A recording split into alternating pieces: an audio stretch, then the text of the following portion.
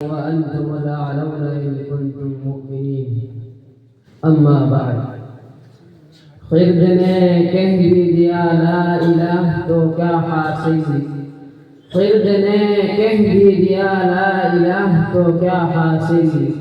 دل و نگاہ مسلمان نہیں تو کچھ بھی نہیں۔ محترم حضرات، معزز سامعین کرام، اللہ تبارک و تعالی نے قرآن کریم میں مسلمانوں کی سربلندی و برتری کی ایک تدبیر بتلائی ہے۔ بڑے پررسوخ لہجے اور بھرپور اعتماد کے ساتھ ببان کے دہل اور ڈنکے کی چوٹ اعلان کیا ہے کہ اے مسلمانوں، تم ہی کامیاب ہو، تم ہی اس دنیا کے مالک ہو، دنیا کی تمام چیزیں تمہارے لیے ہیں، عزت و شرافت کے تم ہی ٹھیکیدار ہو، کائنات تمہارے آگے جھک سکتی ہے، چرند و پرند تمہاری اطاعت کر سکتے ہیں، لیکن اس کے لیے ایک شرط لگائی ہے وَأَنْتُمُ الْأَعْلَوْنَ إِن كُنتُم مُؤْمِنِينَ، فرمایا تم ہی سربلند ہو بشرطے کہ تم مؤمن کامل ہو، ایمان کی حلاوت و چاشنی تمہارے اندر ہو، یقین کامل کی دولت سے تم مالا مال ہو، مومن کی تمام صفات تمہارے اندر موجود ہو۔ فرزندان اسلام، اللہ تعالی نے اس مختصر سے جملے اور اس چھوٹی سی آیت میں حقیقت کا انکشاف کیا ہے، آنکھیں کھول دی ہے، صاف طریقے سے فرما دیا ہے کہ تمہیں گھبرانے کی ضرورت نہیں، کوئی خوف محسوس نہ کرو، دنیا کی کوئی چیز تمہارا کچھ نہیں بگاڑ سکتی، شیر تم سے ڈر سکتے ہیں، چیتے تم سے کپ کپا سکتے ہیں، دنیا کی بڑی سے بڑی چیز تمہاری غلام بن سکتی ہے، لیکن شرط لگا دی ہے کہ اگر ایمان و ایمان کی بالے بہاری نے تمہارے قلوب میں گلشن پیدا کر دیا ہو، ایمانی صفات دینی خصوصیات کے تم حامل ہو، لیکن دوستو آج کا انسان یہ تو چاہتا ہے کہ دنیا اس کے آگے جھک جائے، جس چیز کو چھوئے تو وہ سونا بن جائے، 10 کے مقابلے میں اکیلا کافی رہے، اس کی عزت و شرافت کو دنیا سلام کرے، ہر تمنا اس کی پوری، ہر خواہش اس کا بڑھ کر استقبال کرے، لیکن وہ یہ بھول جاتا ہے کہ اس کو یہ شرافت و عظمت اسی وقت حاصل ہو سکتی ہے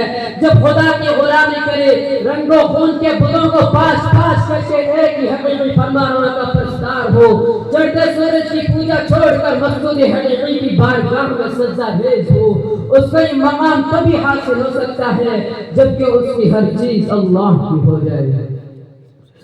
حضرات، آج مسلمان کی حالت یہ ہو گئی ہے کہ وہ ایمان سے کوسوں دور، حقیقی معرفت کا اس کے پاس کوئی نام و نشان نہیں، نہ اس کا کوئی مقام ہے، نہ منصب و ٹھکانہ، وہ در در کی ٹھوکر کھاتا پھر رہا ہے، کل جو تمام دنیا پر حکومت کرتا تھا آج وہ غلام بنا ہوا ہے، کل جو سمندروں میں گھوڑے ڈالتا تھا آج خود و پانی سے ڈرتا ہے، کل جو ہواؤں کے رخ موڑ دیتا تھا آج ہوا کے تھپیڑے اس کو رخ کو جھلسا دیتے ہیں، کل جو آگ سے صحیح سلامت نکل جا کرتا تھا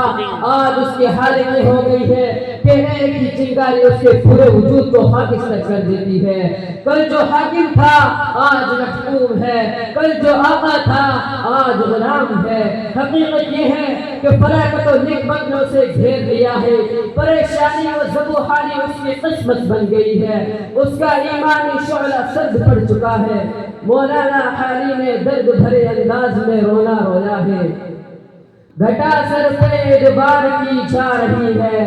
فلاکت سما اپنا دکھلا رہی ہے، نحو سب سسو پیش منڈلا رہی ہے، چپو راست سے یہ صدا آ رہی ہے کہ کل کون تھے آج کیا ہو گئے تم، ابھی جاگتے تھے ابھی سو گئے تم۔ حاضرین کرام، یہ حقیقت روز روشن کی طرح آیا ہے کہ آج ہمیں اپنے ایمان کا بھی پاس و لحاظ نہیں رہا ہے، صرف نام کے مسلمان باقی رہ گئے ہیں، مسلمانوں کی صفات تک باقی نہیں رہی، وہ جوش و ہمت، وہ جذبہ اطاعت اور اخلاص و للہیت نہیں ہے، کفر ہمارے اوپر ہنس رہا ہے، باطل ہم پر خندہ زن ہے، لیکن ہم ہیں کہ خدا کو فراموش کیے بیٹھے ہیں۔ اقبال مرحوم نے قوم کو احساس دلایا ہے، کہا ہے خندہ زن کفر ہے، احساس تجھے ہے کہ نہیں، اپنی توحید کا کچھ پاس تجھے ہے کہ نہیں، وما علینا الا البلاغ۔ مجیب الرحمن گٹھور موصوف آئیں اور مسجد